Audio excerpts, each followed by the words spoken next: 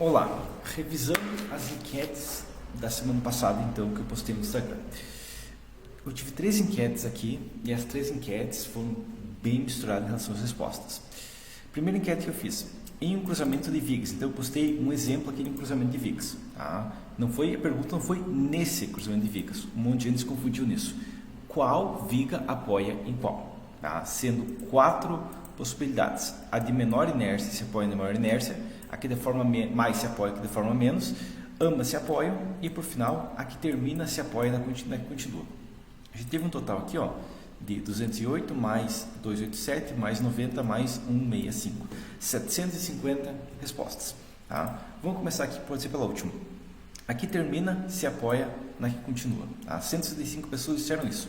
E a questão é, se eu tenho um pilar aqui, eu tenho outro pilar mais afastado, eu tenho uma viga aqui, eu tenho um outro pilar aqui, e eu tenho mais um pilar aqui, se eu tenho uma viga aqui, essa viga aqui que está terminando o pilar vai servir de apoio. Por quê? Porque aqui eu tenho um vão grande, ok? Aqui tem um vão grande e aqui eu tenho um balanço pequeno, ok? Então não é o caso que a que termina se apoia na que continua. Não, tá? Não é isso, tá? Ambas se apoiam em termos de estrutura.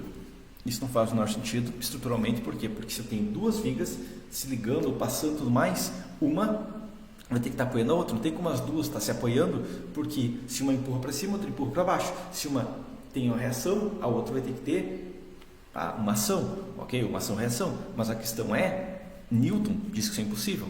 Para qualquer ação tem que ter uma reação. É impossível que as duas tenham uma ação positiva na outra. Ok? Não faz sentido.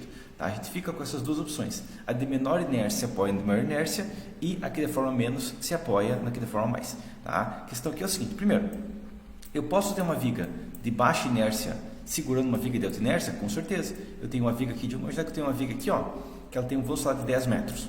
Ok? Tem um pilar aqui, tem um pilar aqui, ela tem 10 metros e pilares no meio. Aqui eu tenho um pilar aqui, aqui tem outro pilar aqui, e eu tenho um vão de pilares de 2 metros. Qual viga é mais rígida?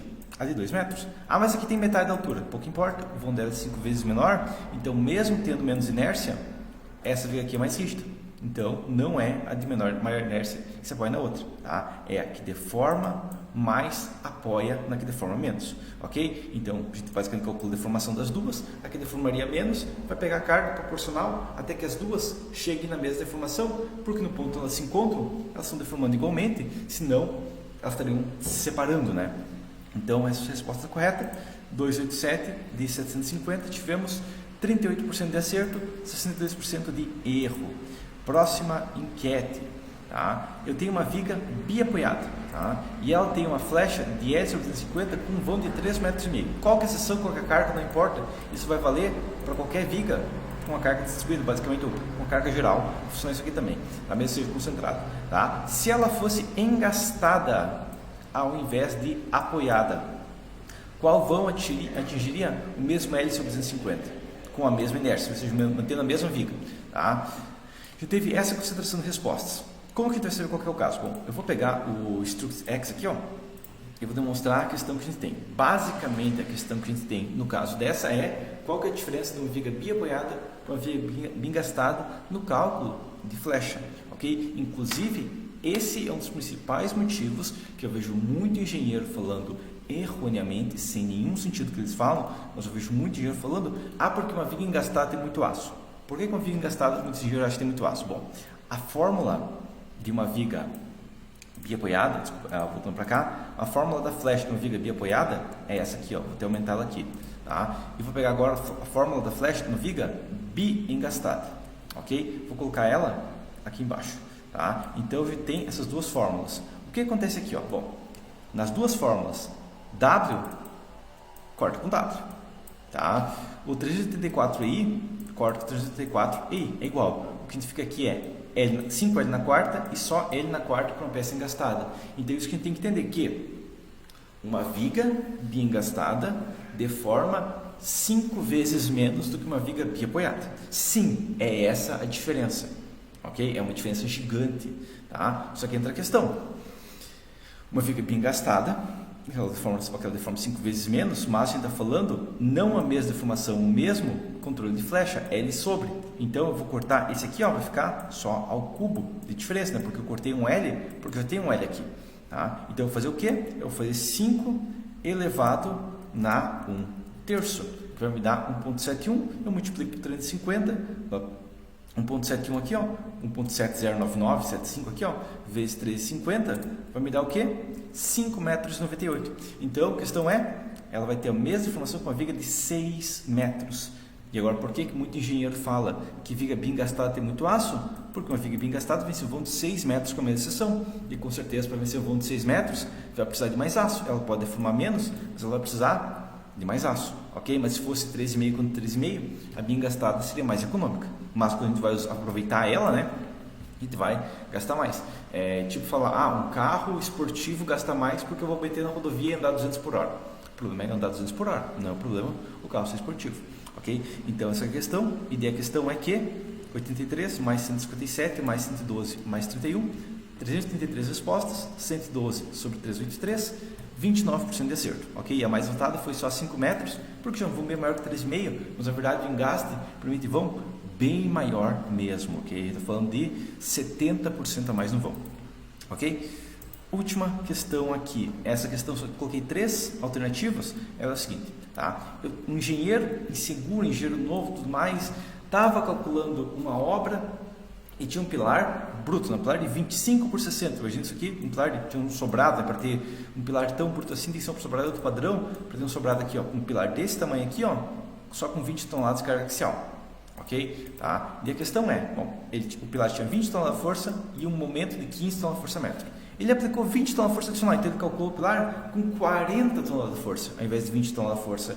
Para dormir tranquilo, né? Tudo mais alto, com medo aqui e tudo mais, vou colocar mais carga. Ok? Já vi muito engenheiro falando isso. Vou colocar carga adicional aqui porque eu estou com medo que a sobra caia. É um voo muito grande, tudo mais, é um primeiro projeto que eu pego, um sobrado de alto padrão, o cliente é chato, o cliente tem um juízo, o cliente é um médico, tudo mais.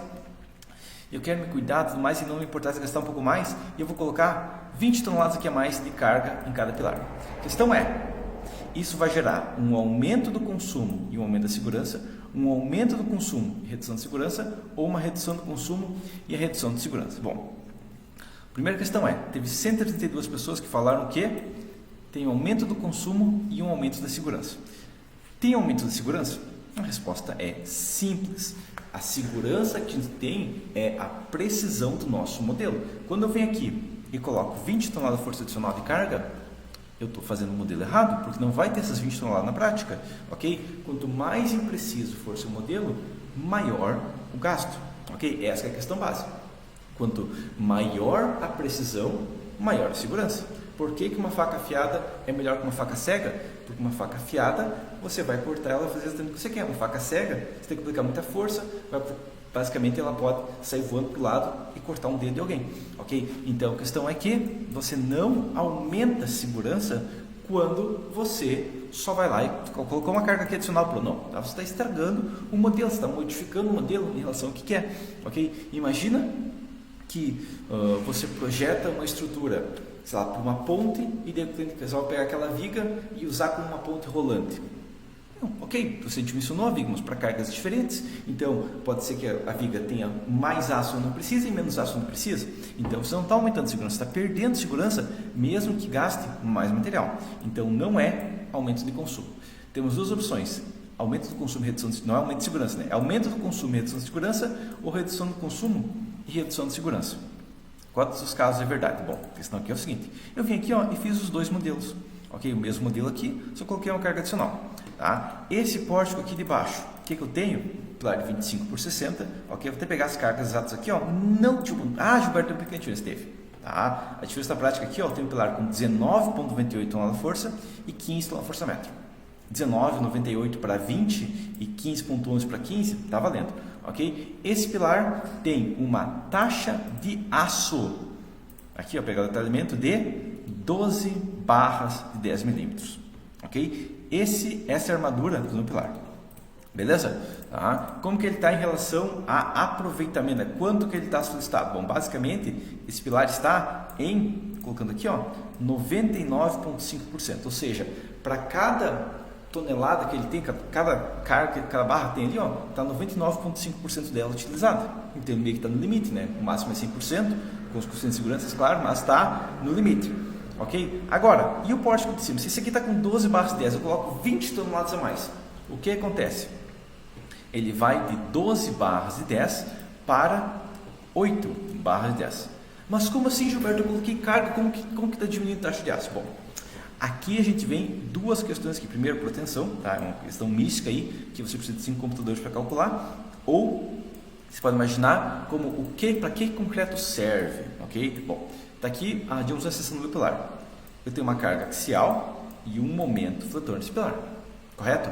Tá? Isso contém um momento fletor que vai acontecer aqui é o seguinte, meu gráfico de deformação do pilar vai ser o seguinte aqui, ó. Eu vou tracionar de um lado e comprimir do outro. Okay? Essa é uma regra base de esforços em qualquer peça de concreto. Tem momentos fletores, um lado vai estar tracionado e um lado vai estar comprimido. Dentro do concreto armado, se eu quero uma estrutura eficiente, eu vou usar o concreto para suportar a compressão e o aço para suportar a tração. Correto? Beleza. Tá, isso deve ter de faculdade, questão básica aí de faculdade. Agora, o aço suporta tração e o concreto suporta compressão. O meu pilar é um pilar bruto, é um pilar de 25 por 60. Quando ele está com 20 toneladas de força, é um absurdo para ele? Não, tá? Porque um pilar de 25 por 60, mesmo que seja ficar de 20, ok? 20 MPa, dividido com 1.4 vezes 0.35 aqui. Tá? E eu vou usar, quem sabe, no máximo metade da resistência de compressão, ele suporta 90 toneladas, até chegar em 50% da utilização do meu OCD, ok? Então, esse pilar aqui, com até 90 toneladas, está sobrando concreto para compressão, ok? Se eu colocar mais carga de compressão, é tranquilo. É tipo, imagina que você está numa uma caminhoneta fechada, ok? 7 lugares e você está sozinho na caminhoneta. Daí chega mais uma pessoa. Será que a caminhoneta vai faltar espaço por ter 2 pessoas? Não. Está sobrando. Ok, quando chegar em 8 pessoas, 9 pessoas, começa a apertar. Mas até chegar na metade, está tranquilo, tem espaço de folga, pode todo mundo ficar deitado lá que não tem problema. Ok? Então a questão é que, se você tem uma peça e ela está comprimida, com uma baixa compressão ainda, relacionada ao tamanho que ela tem, colocar mais compressão não vai aumentar a taxa de aço. Por quê? Bom, lembra que tinha tração e compressão? Pois é. O que acontece quando eu aplico uma compressão? Bom, o nosso gráfico era assim, ó. O que vai acontecer é que basicamente eu vou ter um novo gráfico de compressão distribuída aqui, ó, toda para baixo. Isso vai resultar aqui do lado, né? Sabe que eu vou desenhar agora em roxo aqui o resultado? Mas a questão é que eu vou ter um gráfico assim, ó, tá? Onde eu tenho muito mais compressão e pouca tração. Eu tenho aço para suportar tração. Se eu tenho muito menos tração, eu tenho muito menos aço, ok? Isso que é proteção, ok? Quando você aplica uma carga de compressão numa peça para reduzir a taxa de aço dela, é exatamente isso que é feito uma viga protendida. E é isso, por isso que uma viga protendida tudo mais é capaz de suportar cargas elevadas mais vãos maiores do que uma viga armada simplesmente, porque ela está comprimida e a compressão reduz o total de aço que eu preciso. Ok? Então, um engenheiro Zé, que se é inseguro e está calculando só na mão, é maluquice, tá? Se tem seguro, não deveria estar calculando, ok? É tipo falar, o médico está inseguro, então ele vai fazer uma cirurgia com mais anestesia. Não, se ele está inseguro, ele não vai fazer cirurgia nenhuma, ok? Essa é a questão. Eu estou inseguro, eu não sei dirigir ainda, então vou dirigir só de dia. Não, você não vai dirigir. Essa é a questão. Se você está inseguro, você não pode sair dirigindo. Essa é a questão. Mesma coisa, o engenheiro seguro não pode sair pilotando software. E a questão é que um engenheiro que coloca uma carga adicional de compressão no pilar que tem uma seção gigante está reduzindo o consumo de materiais, porque o concreto suporta até 90 toneladas de força tranquilamente. Ok? Inclusive, se esse pilar tivesse mais compressão, ele suportaria mais momento ainda com a taxa de aço mínimo. Inclusive, esse pilar está com a taxa de aço de 0,4%, que é o mínimo. Ok? Então, redução de consumo e uma redução da segurança que está acontecendo. Ok? 132 mais 235 mais 92, tive um total de 459 respostas, dividido por 459 aqui, ó. Nós tivemos 20% de acerto em 3 alternativas. Ok? Então, a questão base é, porque eu tenho mais carga, vai aumentar. Não, não vai. Tá? O que vai aumentar é quando você tem carga de compressão acima do limite do concreto, ou você tem um pilar muito esbelto, mas a questão base é, meu pilar tem 25, certo? Meu pilar tem 25. até qualquer peça que tenha uma excentricidade menor que 1/6 disso, tipo 4 centímetros aqui, ó, uma carga central nele vai gerar uma flambagem pequena, porque no pilar curto vai reduzir a taxa de aço necessária nele, a não ser que ele já esteja próximo do limite, ok? Essa é a questão básica, a não ser que ele esteja próximo do limite. Você está andando sozinho numa caminhonete, uma pessoa senta do outro lado, equilibra os efeitos, vai até ficar mais estável a caminhonete. Agora, tem 8 pessoas, tem 10 pessoas na caminhonete, ok, entra mais 2, opa, agora a gente está falando um problema, tá? Mas daí a questão é, só quando a carga está sendo no limite, e um pilar de 25 por 60 é mais de 100 toneladas para ele começar a precisar de aço para ajudar na compressão, ok? Mas por enquanto seria isso, e até